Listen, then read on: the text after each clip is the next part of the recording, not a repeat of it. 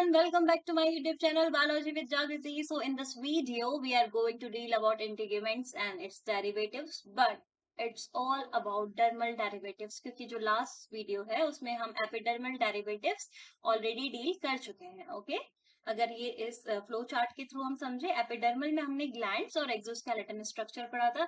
Glands में हमने mucus gland, sebaceous gland, सेरोसाइड ग्लैंड्स वगैरह पढ़ी थी. एक्सोस्केलेटन में हमने क्रोकोडाइल में और आपका स्नेक्स में और कोई और जैसे और ऑर्गेनिज्म जैसे आर्माडिलो, इन सब में क्या पढ़े थे? स्किल्स पढ़ी थी. आज हमने क्या पढ़ना है? आज हमने पढ़ना है dermal derivative. So let's start, जिसमें हमने एक्सोस्केलेटन पहले पढ़ेंगे. ओके, जो मेनली कंसिस्ट है आपका स्केल्स एंड फिशेस. तो फिशेस में जो स्केल्स है उनको हम यहाँ पे थोड़ा डिटेलिंग में देख लेते हैं. Not all fishes have scales, but the one that do have one of four variations. देखिए, सभी फिशेस में स्केल्स नहीं पाई जाती, लेकिन जिनमें स्केल्स हैं उनमें से इन चारों में से कोई एक स्केल पाई जाएगी. कौन कौन सी है? Placoid scale, ganoid scale, cycloid scale and ctenoid scale. इन चार स्केल्स में से कोई एक स्केल्स फिशेस में पाई जाएंगी. Skills often develop later in fish life. किसी भी फिश की लाइफ में बाद में स्किल्स का डेवलपमेंट होता है. इस बाद में कहने से ये मतलब है कि स्टार्टिंग में जब इन्फेंट होते हैं उस टाइम पे ऐसा सिस्टम नहीं होता, या उनका जो स्टार्टिंग का फेज है, जब वो जो उनका या कह सकते हैं आप, जो उनका बच्चे वाला पीरियड चला ना, उस टाइम पे नहीं होते हैं फिशेस. जब वो थोड़ा मेच्योर हो जाता है उस टाइम पे फिशेस का डेवलपमेंट होता है. Fish scales are formed of bones from deeper और डर्मल स्किन लेयर. जो फिशेस की स्केल्स हैं वो बोन्स की बनी होती हैं, जो अराइज होती हैं फ्रॉम द डर्मल पोर्शन, इसीलिए इन्हें क्या बोला गया? डर्मल डेरिवेटिव्स बोला गया. तो सबसे पहला है हमारा placoid scales. They are dermal in origin. कहाँ से ओरिजिनेट हुई है? डर्मिस से. They cover the entire surface of body and these form exoskeleton in shark. वो शार्क की बॉडी का पूरी बॉडी सरफेस कवर कर लेती हैं, इसीलिए वो एक एक्सोस्केलेटन बनाती हैं. किसमें? शार्क में. Placoid scales have base and a body. क्या क्या है प्लैकॉइड स्केल्स के पास? एक बेस है और क्या है? एक बॉडी है. ओके, अगर मैं इस तरीके से बनाऊं, फॉर सपोज मैंने एक प्लैकॉइड स्केल बनाई, तो ये वाला पोर्शन इसका क्या हो गया? बेस हो गया. और ऊपर वाला पोर्शन इसका क्या है? Body part. Okay, base is bony plate which is embedded in the dermis region. ये जो बेस है वो बोनी प्लेट का बना होगा, दैट इज बोनी प्लेट, एक प्लेट जो कि बोनी है नेचर में, और ये डर्मिस में एम्बेडेड रहता है. मतलब इस साइड कौन सा पोर्शन है? डर्मिस पोर्शन है. This bone is calcified. ये जो बोनी प्लेट है ये कैल्सिफाइड है. From basal bony plate arises trident spine. इस ये जो बेसल बोनी प्लेट है, यहाँ पे प्लेट है जो, उससे तीन स्पाइन्स ऐसे अराइज होती हैं, trident. Okay, these spines are composed of dentine covered by hard material vitrodentine. ये जो स्केल्स हैं, सॉरी, ये जो स्पाइन्स है, ट्राइडेंट स्पाइन, जो तीन स्पाइन्स निकली हैं, ये आपकी किससे बनी हुई है? डेंटाइन से बनी है. और डेंटाइन के ऊपर भी एक हार्ड कवरिंग इन्हें कवर्ड किए हुए, जिसे विट्रोडेंटाइन बोला गया है. The spines have pulp cavity which is enriched with blood vessels, capillaries and odontoblast cells, जो कि डेंटाइन परफॉर्मिंग सेल्स है, और सॉरी डेंटाइन फॉर्मिंग सेल्स है, जो कि शार्क एंड रेज में पाई जाती है. तो ये देखिए, ये ना आपका डायग्राम है, ये आपको दिख रहा है. दिस इज बेस प्लेट जो बोनी प्लेट थी, और इससे ये एक, दो, तीन ट्राइडेंट, तीन स्पाइन्स है. अगर आप इसे पिक्चर के फॉर्म में देखेंगे तो ये देखिए इसमें कितना क्लियरली विजिबल है. एक, दो, तीन, ये स्पाइन्स है. ये स्पाइन्स किसकी बनी है? डेंटाइन की बनी है. और डेंटाइन हमारे दांतों में भी प्रेजेंट होती है ना. डेंटाइन की लेयर के बाहर से एक और हार्ड लेयर है, जिसे हमने विट्रोडेंटाइन कहा. जो क्या है? विट्रोडेंटाइन. और इस स्पाइन के अंदर ही, डेंटाइन के अंदर अगर बात करें, तो एक और कैविटी पाई जाती है, पल्प कैविटी. ये तो आप चीजें जब आप हमारे टीथ के बारे में पढ़ेंगे ना, उसमें भी प्रेजेंट होती है, एनेमल, डेंटाइन, पल्प कैविटी. और हमारे पल्प कैविटी में भी जो ब्लड वेसल्स का सप्लाई होता है वो यहाँ पे भी है, और हमारे दांतों में भी होता है. ओके, तो यहाँ क्या क्या होता है?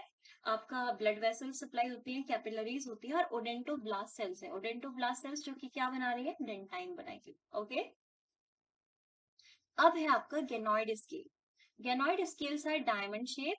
गेनोइड scales are comprised of bones. ये बोन्स की कंप्राइजेस होती हैं, और क्या है? डायमंड शेप की होती है. किस में पाई जाती है? पैरेप्टेरस में. Ganoid scales are made up of bony plates, किसकी बनी है? बोनी प्लेट्स की, जो कि कवर्ड होती है एनिमल लाइक सब्सटेंस जिन्हें गैनोइन कहते हैं। तो अगर आप इस नाम से देख पा रहे हैं, इसी नाम से इसका गैनॉइड स्केल नाम क्या हुआ है, डिराइव हुआ है, क्योंकि इसमें एनिमल लाइक शाइनी सब्सटेंस है जो कि गैनोइन है। मतलब ये अगर स्केल है, मान लीजिए ये बोनी प्लेट है, बोनी प्लेट है, इससे बनी हुई है, ठीक है, बोनी प्लेट से बनी हुई है, इसके बाहर एक कवरिंग है, इसे जो कवर्ड करे हुए हैं, दैट इज व्हाट, गैनोइन। और ये एनिमल लाइक है, एनिमल लाइक है, सॉरी एनिमल, एनिमल लाइक है। हमारा जो भी टूथ होता है ना, उसकी जो बाहरी कवरिंग है सबसे बाहर, दैट इज एनिमल, ओके, उसके अंदर डेंटाइन होता है। Ganoine is hard inorganic animal like material, inorganic है नेचर में। They are rigid and interlocking, rigid होती हैं और एक दूसरे को इंटरलॉक करी हुई होती है। फाउंड इन प्रिमिटिव फिशेज, जो स्टार्टिंग फिशेज होती है, प्रिमिटिव टाइप, प्रिमिटिव फिशेज है उनमें, जैसे गार और स्टर्गियन में, okay. These scale grow by the addition of new layers, कैसे ग्रो करती है? लोअर और अपर सरफेस दोनों ही सरफेसेस पे क्या करती है, नई नई स्केल्स का फॉर्मेशन होता है, इस तरीके से ये स्केल्स क्या करती है, ग्रो करती है। फिर आती है आपकी cycloid scale, okay. They show concentric line of growth which indicate the age of fishes. अच्छा, हम जब बचपन में मछली बनाते थे इस तरीके से, तो हम ना उसमें इस तरीके का डायग्राम बनाते थे बड़े तरीके से। तो ये जो इस तरीके वाली स्केल्स होती है ना, सर्कल और शेप में, दैट इज साइक्लॉइड स्केल। और इनमें कंसेंट्रिक लाइंस होती हैं, आपको दिख रही है इस तरीके से, ये जो लाइंस दिख रही है ना, कंसेंट्रिक रिंग्स दिख रही है आपको, ये बताती हैं फिश की एज को। जैसे आपने पढ़ा होगा, तो पेड़ों में होता है ना, पेड़ों में रिंग्स होती है कंसेंट्रिक, जिससे ये पता चल जाता है कि पेड़ कितना एज है जो पेड़ की, ठीक है। सेम ऐसा ही इसमें भी है, ये राउंड होती है शेप में, सेंटर में थिक होती है और मार्जिन में ये क्या होती है, थिन होती है। Arrange such that the posterior part of scale overlap the interior part of another scale. ये कैसे अरेंज है, मान लीजिए suppose this is a cycloid scale, ये इसका इंटीरियर पार्ट हो गया और ये इसका पोस्टीरियर पार्ट हो गया। तो किसी दूसरी, जो दूसरी स्केल है इसके साथ जो अटैच है, उसका क्या होगा, इस तरीके से कवरिंग होगी। तो पहली वाली जो स्केल है, ये फर्स्ट स्केल है और सेकंड, तो पहली वाली स्केल का जो पोस्टीरियर पार्ट है उसने क्या कर लिया, एंटीरियर वाली को ओवरलैप कर लिया। तो ऐसा ही होता है, क्या बोला है कि जो पोस्टीरियर पार्ट होता है एक स्केल का, वो दूसरी स्केल के एंटीरियर पार्ट को क्या करता है, कवर कर लेता है। This arrangement help them to show more flexibility in movement, और यही अरेंजमेंट उन्हें क्या करता है, हेल्प करता है मूवमेंट के दौरान फ्लेक्सिबिलिटी में। They are made up of two distinct layer, इनकी जो स्केल्स हैं वो दो लेयर से बनी हुई है। जो बाहरी लेयर है दैट इज बोनी लेयर, जो कैल्शियम बेस्ड सॉल्ट से है, एंड डीपर फाइब्रस लेयर जो कि क्या है, कोलाजन से बनी हुई है, ओके। इसके बाद है आपका ctenoid scale. They are also circular, ctenoid scales भी सर्कुलर होते हैं, लेकिन can be distinguish from cycloid on the basis of serrated free edges. इनमें जो फ्री एजेस है ना, ये वाला पोर्शन, ये क्या है, इसमें सेरेटेड है, इसमें इस तरीके से ये आप देख पा रहे हैं, इन्हें सेरेटेड एजेस बोलते हैं। They also show arrangement such as the posterior part of one scale overlap the interior part of scale. Same रहता है साइक्लॉइड और टेनॉइड का, जिस तरीके से उसमें पोस्टीरियर पार्ट दूसरे के एंटीरियर पार्ट को ओवरलैप कर रहा था, इसमें भी सेम होता है। इसमें भी ये क्या करता है, फ्लेक्सिबिलिटी लाता है मूवमेंट के दौरान। उनकी जो concentric, they also have concentric rings जो कि एज बताती हैं। और इनका भी जो आउटर स्केल है, आउटर पोर्शन है, वो कैल्शियम बेस्ड होता है और इनर लेयर कोलेजन का है। सब सेम है अगर आप देख रहे हैं, सिवाय एक चीज के, जो फ्री एजेस हैं इनकी, वो कैसी हैं, सेरेटेड है, ओके। एग्जाम्पल है इसका पर्च और सनफिश। आइए इसके बाद देखते हैं मेम्ब्रेन बोन वाला स्ट्रक्चर, ओके। मेम्ब्रेन बोन क्या है, इसे डर्मल बोन भी बोला जाता है, okay. It form with in the dermis, ये किसमें बनती है, डर्मिस में बनती है। It is a component of vertebrate component system, okay. ये कंपोनेंट नहीं, एंडोस्केलेटन सिस्टम का पार्ट रहता है, इससे एंडोस्केलेटन का पार्ट होता है ये, okay. These dermal bones are formed by intermembranous ossification। जो intermembranous ossification होता है, ossification process होती है, उसके थ्रू ये dermal bones बनती है। इस process में mesenchymal condensation directly differentiate into bones without any cartilaginous template। जो mesenchymal cells होती हैं वो directly differentiate हो जाती है, किसमें, bones में।